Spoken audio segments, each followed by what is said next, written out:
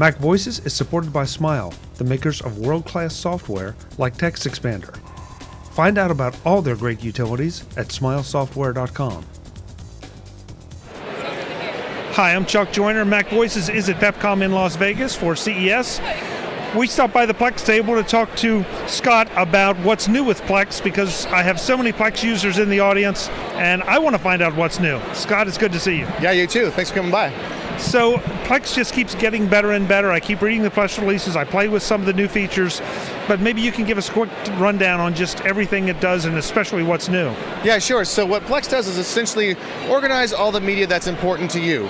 So whether that's your own collection of media that you happen to have, whether it's your photos or music, or your movie collection, or your TV show collection, as well as streaming content. So we have recently launched a partnership with a music streaming service called Tidal. We also have other services from web shows, news, and a variety of other things. We'll be adding some more as well. And essentially what it is like one stop. So it's one place to come for the media that, again, is important to you. And so what it is essentially a consistent experience, whether it's on your phone or your tablet or your computer or big screen TV. No matter if you're in your home or if you're away from home, you can essentially then access all that content that's important to you onto all your different screens. That makes it sound simple. So it integrates the online services with my local library, and that's something that so many of the services seem to overlook, the fact that I have things that I've purchased that I still want to use. Yeah, and I think for us, our users are very involved in their media, and so they appreciate the high-end media. And so from a music perspective, and then one of the reasons why we partnered with Tidal is that they have a high fidelity offer. And so they have a regular offer as well, that's like $10 a month, $9 a month, and then also a high-end offer, so it's high fidelity content. And so what that is, it allows you to then incorporate that high fidelity content into your library. So whether you have your own collection of music, or if you were just streaming that content directly from Tidal, now you have access to all that content, again, on all your different devices, and it could be in a lossless file, it could be a FLAC file, it could be whatever file it happens to be. We will play that file at a high end along with Tidal's content as well. Okay, that sounds simple. Yeah. I'm not sure, I'm honestly not sure about this. Do we have voice control at this point for any of it? It depends on the client. And so if their client supports voice control and has an API, then we most likely have services that will align to that. So you'll be able to search for that using your voice. Alexa, for instance, Alexa will then play your music from your collection straight to your Alexa speaker.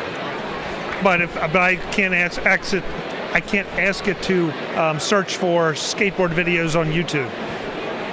Well, on our service, it depends on the platform, and I'm not quite sure if there's any of the platforms that will allow you to search directly onto it from Plex, but for other services, it might.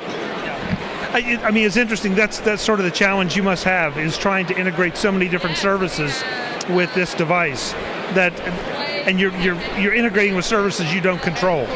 Yeah, definitely. I mean, we can only do what we're allowed to do from the different platforms, but most of them are fantastic. So we work on essentially every device that's out there, whether it's PlayStation or Xbox or any of the Apple TVs or Rokus.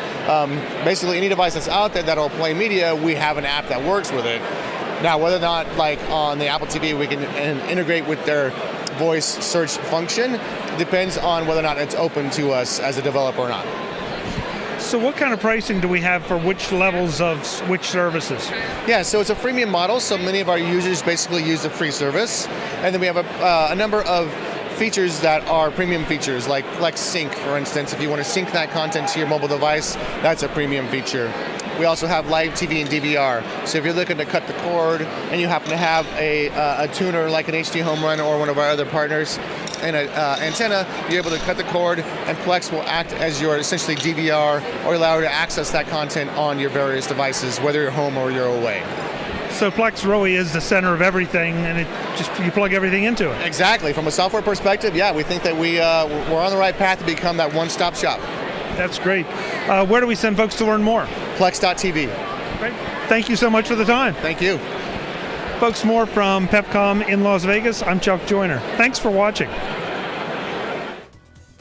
Visit MacVoices.com for show notes and to connect with Chuck on social media.